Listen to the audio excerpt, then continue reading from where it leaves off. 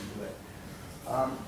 So that's an issue of communication. Now, in Chinese medicine, there's all these different terms. Like people have heard of yin and yang.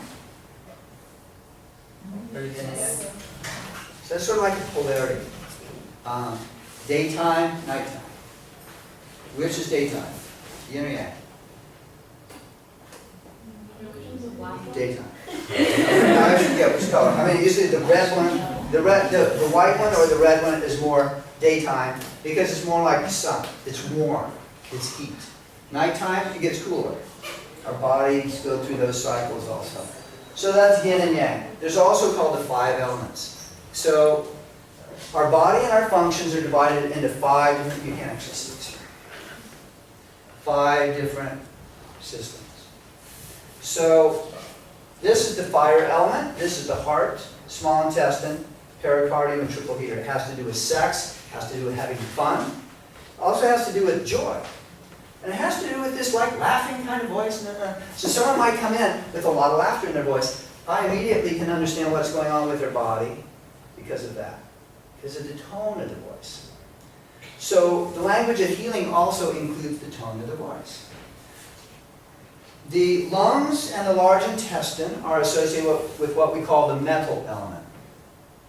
And the metal element is associated with autumn. That's the time when, at least in the 4 seasons kind of places in the world, not the tropics, but where leaves are being dropped. And the air is crisper. So the air going into the lungs, it's very crisp.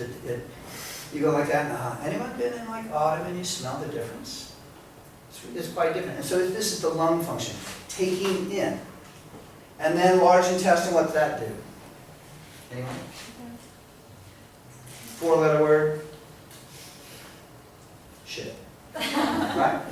This is to get rid of the toxins from the body. You're taking in pure stuff. You're letting go of the dregs, the stuff that you don't want kept in your body. That's autumn. Same thing. The leaves, the essence, the sugar is going into the roots. It's getting ready for hibernation, for winter. And so it's taking the essence of what the tree needs or the plants need and starts to store it deep within the body. And it's also letting go of the leaves and other things that it doesn't need because it's going to go into hibernation. That particular element is associated with the sound of grief and sadness.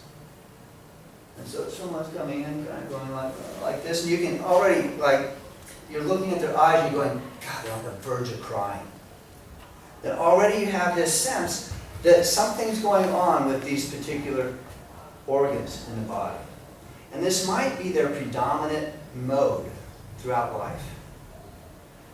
So communication is not only words. They say that communication, 80% of communication is body language, right? Not really what you're saying, but how you look and what you do.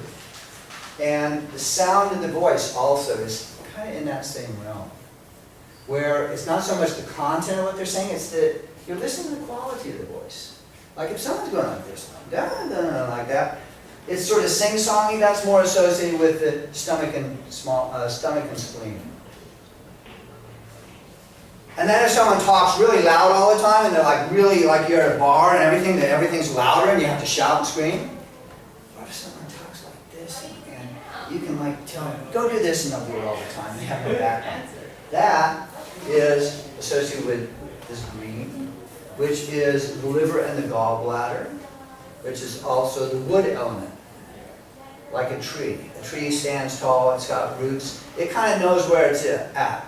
The wind comes, it blows, but it knows how to right itself. So if you need a certain amount of projection of the voice to show that confidence. So that's also another thing why in speaking, try to speak at least 10 feet out from where you're speaking. And say your name with pride. Okay. Yes? So let's say with like the wood element. Yes. Like if someone's talking really loud, what does that mean?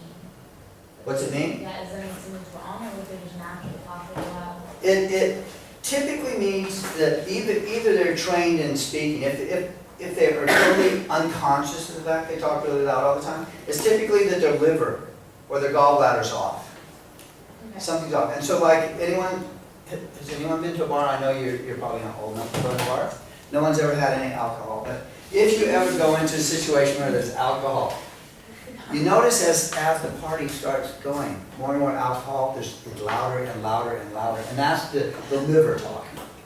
The liver causing this extra kind of expression. Sorry, another question. But couldn't you relate that to your mental, like your I don't know, like your rules, your social rules being less enforced?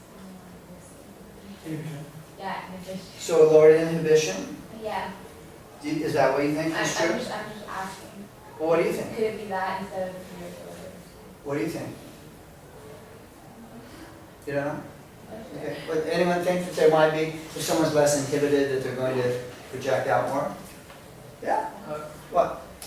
Although all these elements, are these just basically empirically derived correlations, or have they done like some sort of scientific testing to actually like show correlation, or is it just observation like this tends to be correlated with this? Yeah. Yeah. So this particular system is 3,500 years old, and in the clinic it works. It's not 100%, but it's pretty good. So yeah, there has been research done on it also, as well as it's empirical. I mean, what's science? Science empirical? It's like you observe and you see what's going on, you write down notes, and then you observe again and you see if it's still accurate. Chinese medicine is very empirical. It's like you do something, see if it works. And there's a lot of, it's like gravity. Do you question gravity? Do you observe it happening every day?